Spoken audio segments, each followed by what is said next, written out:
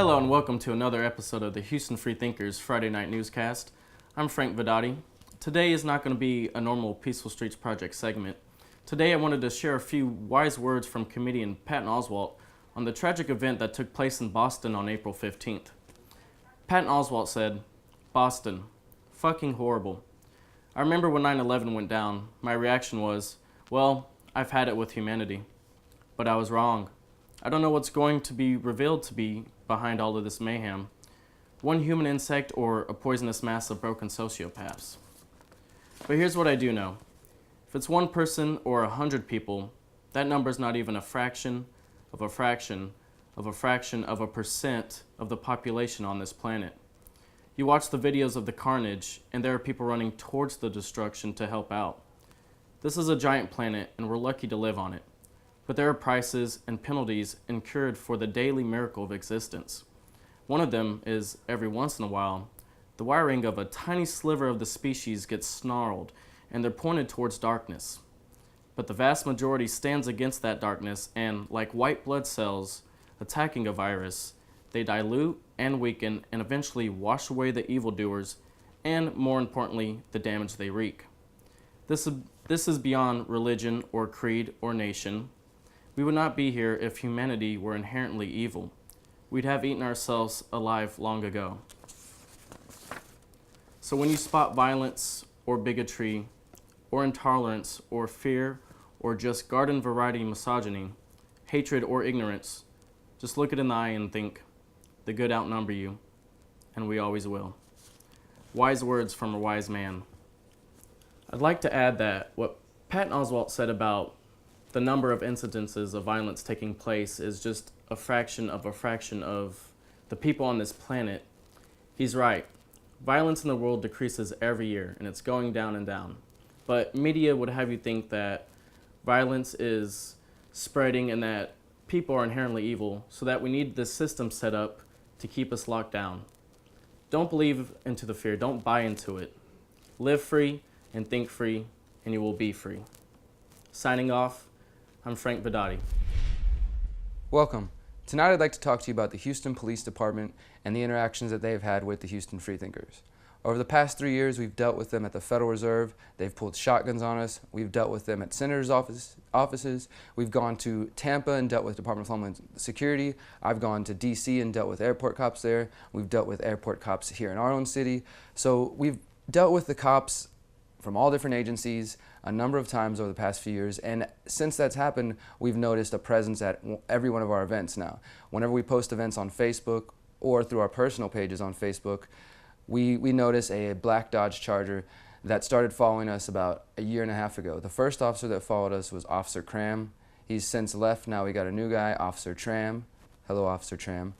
So it's no big surprise for us to realize that we're being monitored and followed by HPD. But recently we did get confirmation that this was taking place at a degree that we were unaware of. Through some anonymous contacts and a Houston area police department, we were put in touch with certain communications that describe the HPD having a training session where they're showing officers our videos off YouTube. Now I'm going to read to you a couple of quotes from these emails directly so you can get an idea of what they're describing our group as. "I've seen the intel they have on HFT. It's very scary. You'd think they were a violent organization. I've been forced to watch videos they have on them, having to keep my mouth shut. I totally support HFT."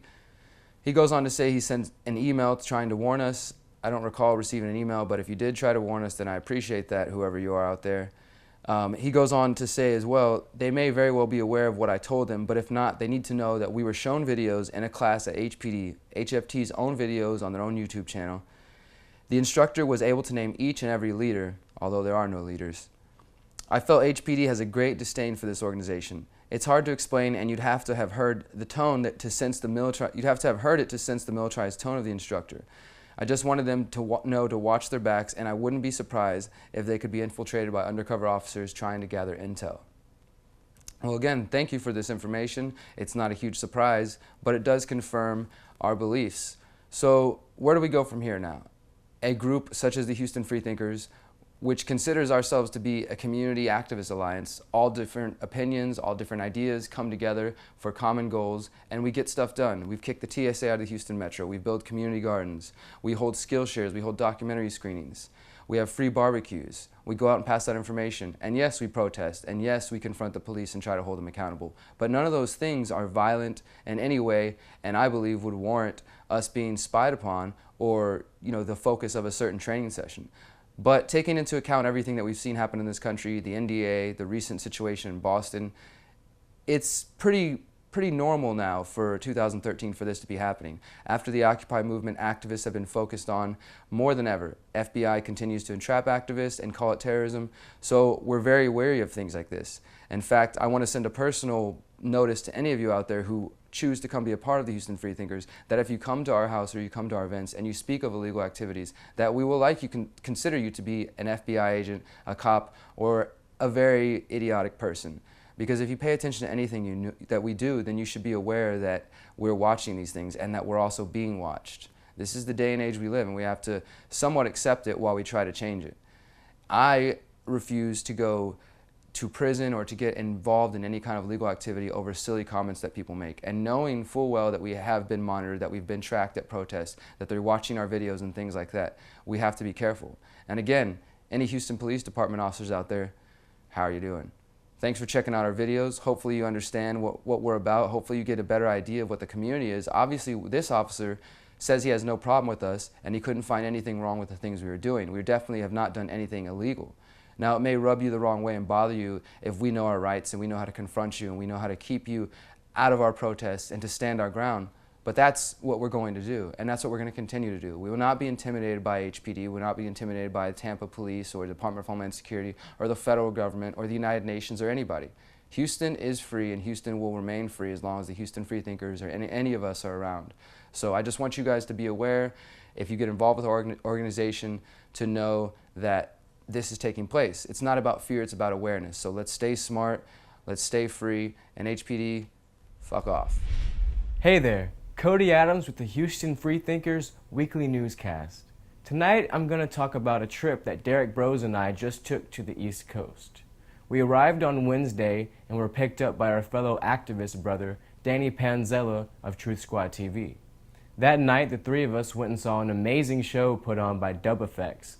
Dub Effects is an amazing international artist who was playing his first ever show in New York City, and we got an exclusive interview with him that night, and you can check the links below for that.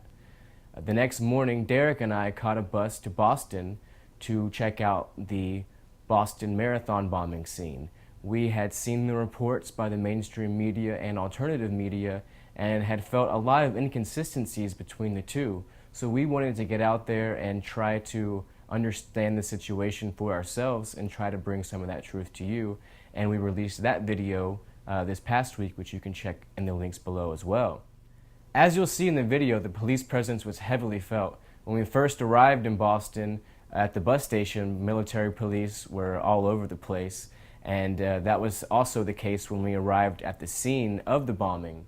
And while at the bomb site, we ran into a woman named Claudia and her brother, who would not be interviewed on camera but gave an audio interview, and she gave us some very interesting information.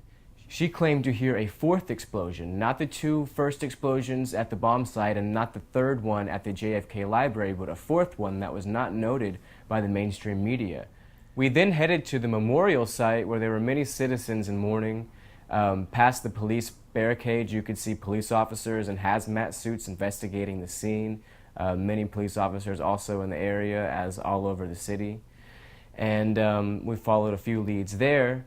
And then that night, while we were in Boston, is when the firefight began, supposedly between the two suspects and the police, where one was killed in the firefight and one was on the loose. So that morning, while the second suspect was still being searched for by the police and the city was on what many would call martial law police lockdown, Derek and I wanted to get out and find out for ourselves what was actually going on. So we headed down to Watertown, where the situation was unfolding. And as we walked towards Watertown, the police presence was very much felt. There was at least, I would say, 70 unmarked and marked police cars that patrolled past us while walking that way. And on our journey, we met a man named Mike, who was a concerned citizen just out trying to videotape what was going on. He wasn't happy with the martial law that was taking place. He wasn't happy with the presence. So he decided to join us and help us get to the scene and get as close as we could. So with Mike guiding us, we approached the city of Watertown. We approached the bridge that actually allows you to get to the city, and we were met by police, and we were actually not allowed to cross the bridge. The police threatened us with arrest and with taking our cameras away, so we decided to leave that scene and try another route. So Mike guided us around the city, and as we were going through the city, we saw many police officers, as I spoke of, at least 70, and we saw even police officers in boats patrolling the water that was nearby. It was a really hectic scene. So after having to take the back way through the city, we finally arrived to where the mainstream media was. It was basically 2 rows of cameras, one on each side of the street, and in the middle there was police and military vehicles going through, all types of armored vehicles, unmarked vehicles, and marked vehicles as well. There was also Black Hawk helicopters and snipers in the area, and basically what we could see about 300 yards in front of us was military and police vehicles gathering and going different routes. So basically at this point we noticed that the mainstream media and the journalists there were just sitting around waiting to be mouthpieces for the government and police. What I mean by that is basically they were sitting around and waiting to be told what to tell us. They weren't asking questions. They weren't trying to maneuver around the city and see what was going on. They weren't trying to actually cover the police state, it seemed like. So because of that, I would just like to bring that awareness to you, and I would just like to ask you, why is the mainstream media being a mouthpiece and not actually investigating? Are they trying to paint a picture for us, or are they actually trying to do their job? So I would ask you to investigate this situation, see the leads that the alternative media has been following and the things that the mainstream has been covering up and the inconsistencies with the story.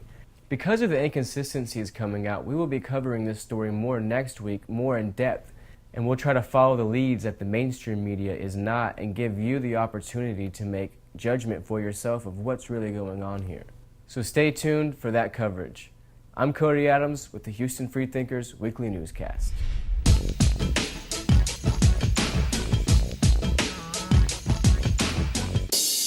So let's move on to some of the next projects you guys have going on. You guys continue to bring important topics to the forefront and to get the discussion going. And this next one deals with a very important topic that I believe is much needed right now. It is called State of Mind, the Psychology of Control. Go ahead and tell us about that, Chris.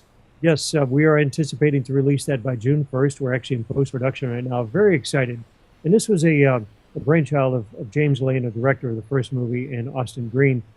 What we wanted to do, after releasing A Noble Lie, great information in that and so forth, but we wanted to step back and say, okay, why have people believed the official narrative, such as the Oklahoma City bombing or 9/11, and then, of course, will evolve into the official narrative of the Boston Marathon bombing? Why are they believing only one set of facts on this? We step back and basically go from cradle to grave, and why are we controlled, and how, and to what extent are we controlled? Those are the main questions that we're going to address. Not only we're going to present who and what is happening, but how. And then through that, the third phase of how, then we're going to offer solutions on how to take control of the different mind control, whether it be through marketing, through, we're going to touch upon some of the religion, through medication, through education, through advertising, just a wide variety, but do it in a concise manner. Give people a new set of tools to think with.